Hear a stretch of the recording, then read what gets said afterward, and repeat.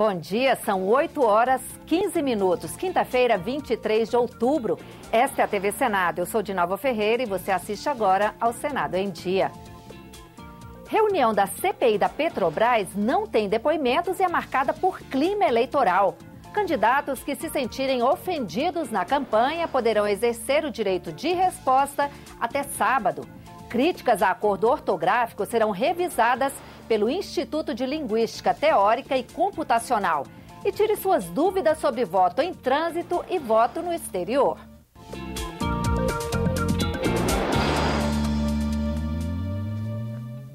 A CPI mista da Petrobras se reuniu ontem pela 14ª vez desde que foi instalada no mês de maio. Às vésperas do segundo turno, o encontro foi marcado pelo clima eleitoral e não teve depoimentos. A reunião era para ouvir José Carlos Cosenza, que substituiu Paulo Roberto Costa na diretoria de abastecimento da Petrobras. Convocado para depor, Cosenza apresentou um atestado médico alegando hipertensão e não apareceu na CPMI. Para a oposição, a ausência foi uma manobra do governo para evitar o depoimento antes do segundo turno das eleições. O líder do PPS na Câmara falou em fraude. Este atestado está adulterado. Se observar no mesmo atestado, não consta nada.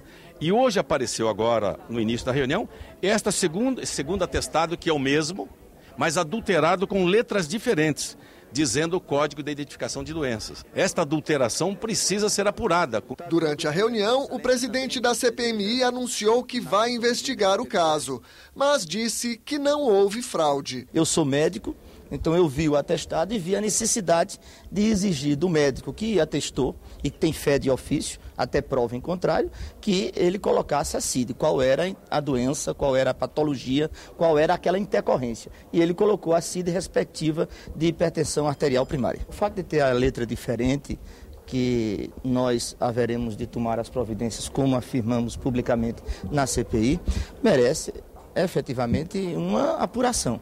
E a partir da convocação pela Secretaria de esclarecimentos do próprio médico. Sem depoente para falar, a reunião foi marcada pela disputa eleitoral. Como o atestado médico para José Carlos Cosenza é de 48 horas, a oposição insistiu que ele fosse ouvido na próxima sexta-feira, antes do segundo turno. Para essa comissão não ficar sob a suspeita de que isso aqui foi maquinado para tirar da eleição o depoimento, a gente marca para sexta-feira, não tem nenhum problema. Aí, os governistas apresentaram um requerimento para ouvir também antes das eleições o atual presidente do PSDB para explicar o suposto pagamento de propina ao ex-presidente do partido, Sérgio Guerra, morto em março deste ano. Se o presidente de então faleceu, acabamos de entrar com requerimento solicitando a convocação do presidente atual, o senador Aécio Neves, e que ele venha na sexta-feira prestar os esclarecimentos para isentar os membros do PSDB. A reunião acabou sem que o pedido fosse votado e o depoimento de José Carlos Cosenza ainda não tem data marcada. Na próxima quarta-feira, a CPMI ouve o doleiro Alberto Youssef, preso pela Operação Lava Jato da Polícia Federal. Eu diria que a expectativa de todos nós é que ele venha aqui e reproduza as mesmas frases que foram reproduzidas pelo Paulo Roberto Costa, dizendo que ele não tem absolutamente nada a declarar à CPMI. Se ele fizer ao contrário disto, ele estará jogando por terra a delação premiada. Governo e oposição também apresentaram pedidos para ouvir parlamentares e representantes de partidos políticos citados por Paulo Roberto Costa no depoimento à Justiça. Entre eles, os senadores Álvaro Dias e Gleisi Hoffmann, o senador eleito Fernando Bezerra Coelho, o deputado federal Luiz Carlos Jorge Rauli e 3 tesoureiros do PT e do PSDB. O acordo ortográfico da língua portuguesa, que deve entrar em vigor no Brasil em 2016, voltou a ser tema de audiência pública na Comissão de Educação. Os especialistas questionaram a pressa na conclusão do acordo. As críticas serão encaminhadas para a revisão do Instituto de Linguística Teórica e Computacional, o IUTEC. No segundo dia de debates, mais críticas às mudanças propostas pelo acordo ortográfico. A coisa foi feita de tal modo, assim, na base da pressa, que na primeira edição do vocabulário ortográfico da língua portuguesa, numa das duas entradas, havia não um, nem dois, havia três pontos de interrogação. O hífen foi maltratado, mal resolvido e nos mostra com toda clareza que é preciso dar a isso um outro estudo, uma outra visão. Quando se vai, por exemplo, verificar uma palavra como a palavra Estado, não se sabe ao certo, por meio do acordo, como é que essa palavra é grafada. Se nós pegarmos o que diz o acordo, diz o seguinte, que ordinariamente em todos os vocábulos da língua portuguesa se escreve com a inicial minúscula. Então, Estado, até que se prove o contrário, se escreve com a inicial minúscula. Há realmente muitos pontos que estão a exigir mais sistematização.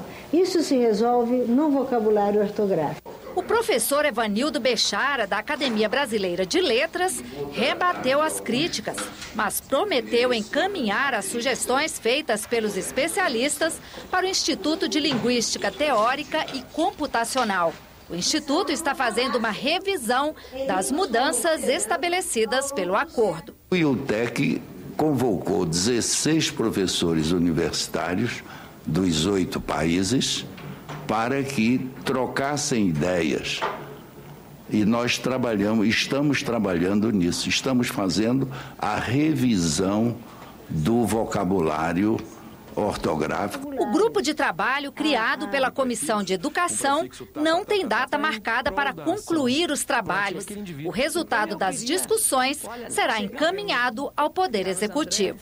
Nós estamos trabalhando com um grupo de técnicos especialistas em língua portuguesa para propor soluções. Os senadores apenas encaminharão o resultado desse trabalho, depois de feitas todas as consultas e audiências públicas, ao Poder Executivo, quem tem a autoridade e competência.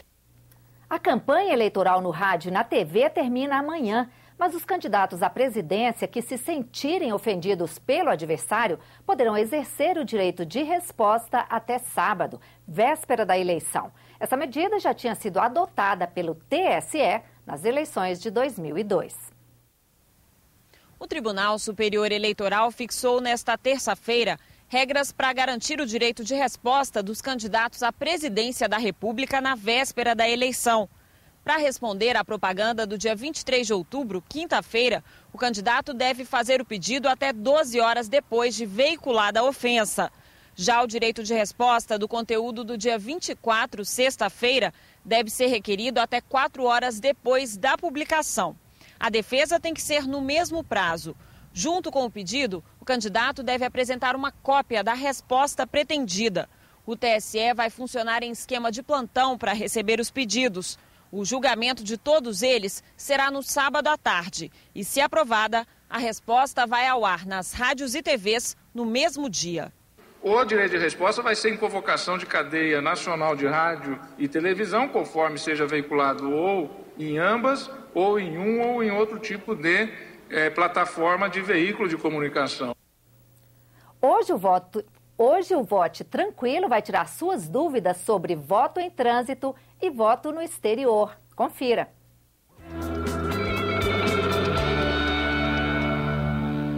Ainda posso transferir meu título para outra cidade antes do segundo turno? O eleitor que quiser transferir o seu título de local, ele vai ter que aguardar a reabertura do cadastro. O cadastro fechou no dia 7 de maio e só vai reabrir em novembro. Agora não é possível fazer transferências eleitorais. Vou viajar no dia das eleições.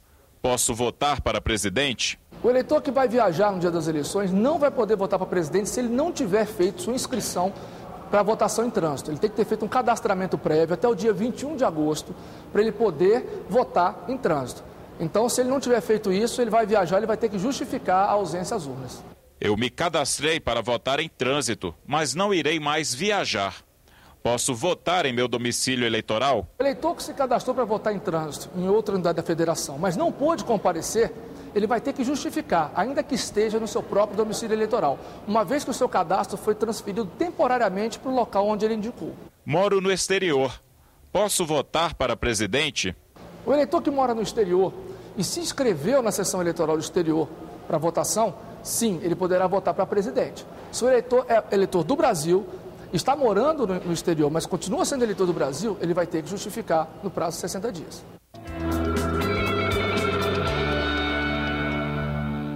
Ficamos por aqui. No decorrer do dia, você acompanha outras informações nos boletins do Senado Agora. Enquanto isso, continue assistindo a nossa programação.